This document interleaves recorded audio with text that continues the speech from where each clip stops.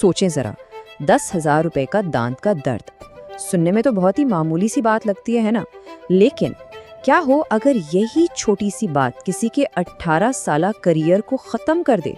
और सिर्फ यही नहीं, बल्कि एक ऐसी लंबी कानूनी जंग शुरू कर दे जो सीधा मुल्क की सबसे बड़ी अदालत सुप्रीम कोर्ट तक जा पहुंचे। जी हाँ, आज हम इसी एक हैरानकुन केस की गहराई में जाने वाले हैं। 18 साल ये सईद अहमद नामी एक मुलाजिम की बेदाग सर्विस का अरसा है। तकरीबन 2 दहाइयां, जो किसी भी कैरियर में एक बहुत लंबा अरसा होता है। और फिर एक ही झटके में ये सब कुछ खत्म कर दिया गया। उनका 18 साल का कैरियर, उनकी मुलाजिमत, सब कुछ अचानक खत्म हो गया।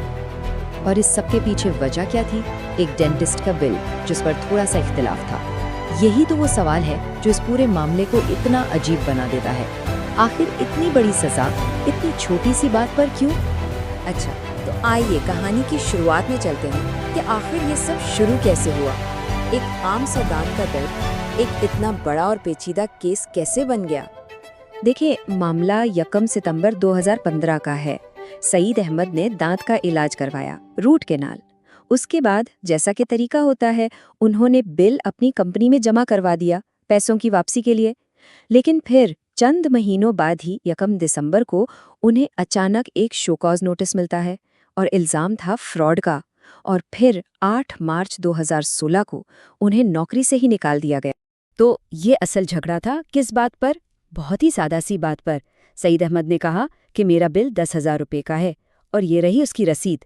लेकिन कंपनी ने कहा कि नहीं, हमारी इंश्योरेंस कंपनी कहती है कि असल बिल तो सिर्फ 7,000 का था। बस यही वो 3,000 रुपये का फर्क था जिस पर इतना बड़ा तूफान खड़ा हो गया। नौकरी से निकाले जाने के बाद शुरू हुई एक लंबी, थका देने वाली कानूनी जंग।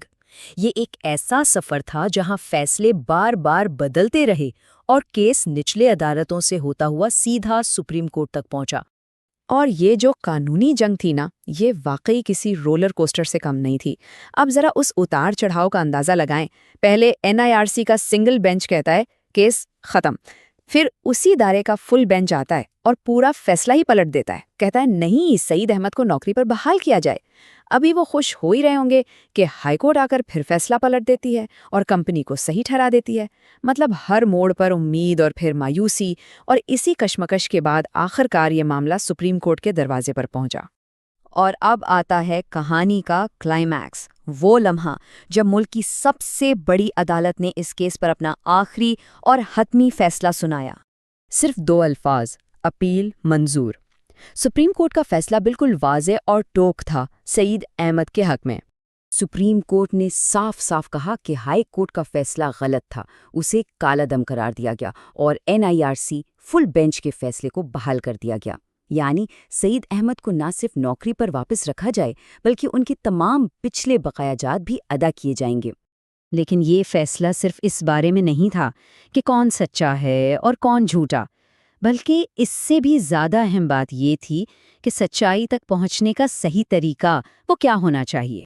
यहाँ पर कानून का एक बहुत ही अहम उसूल काम करता है, जिसे कहते हैं बर्डन ऑफ प्रूफ, यानी सबूत का बोझ। इसका सीधा सा मतलब है कि जो इल्ज़ाम लगा रहा है उसी को वो इल्ज़ाम साबित भी करना होगा। इस केस में इल्ज़ाम कंपनी ने लगाया था, तो ये उनकी जिम्मेदारी थी कि वो साबित करते कि सईद अहमद ने कोई फ्रॉड किया है। अब मसला ये था कि केस के रिकॉर्ड में एक ही क्लिनिक के नाम से कई अलग अलग बिल मौजूद थे। कहीं 7,000 लिखा था, कहीं 10,000। इस सारी गड़बड़ ने कंपनी के केस को बेहद कमज़ोर कर दिया था। सुप्रीम कोर्ट ने अपने फैसले में इसी बात की तरफ इशारा किया। उन्होंने कहा कि जब इतनी कन्फ्यूजन थी तो ये इंक्वायरी ऑफिसर की जिम्मेदारी थी कि वो उस शख्स को बुलाते जो असल हकीकत बता सकता था, यानी वो डॉक्टर या क्लिनिक का कोई नुमाइंदा। तो असल बात यहीं आकर ख़त्म हो जाती है। वो एक शख्स, वो स्टार विटनेस जो आकर दूध का दूध और पानी का पानी कर सकता था, उससे तो बुलाया ही नहीं गया। और बस इसी एक गलती ने सुप्रीम कोर्ट की नज़र में पूरी की पूरी इंक्वायरी को गैर मुनसफाना बना दिया। और एक सीधा सा उसूल है कि अगर आपकी बुनियाद ही गलत हो, अगर प्रोसेस ही फेयर ना हो, तो उस पर खड़ी इमारत यानी जो भी नतीजा निकलेगा वो कभी भी दुरुस्त नहीं माना जा सकता। تو یہ کیس صرف ایک شخص کی نوکری کا نہیں ہے، بلکہ یہ ہمیں انصاف کے ایک بہت بڑے اور آفاقی اصول کے بارے میں سکھاتا ہے، جسے ڈیو پروسیس کہتے ہیں، یعنی منصفانہ کارروائی۔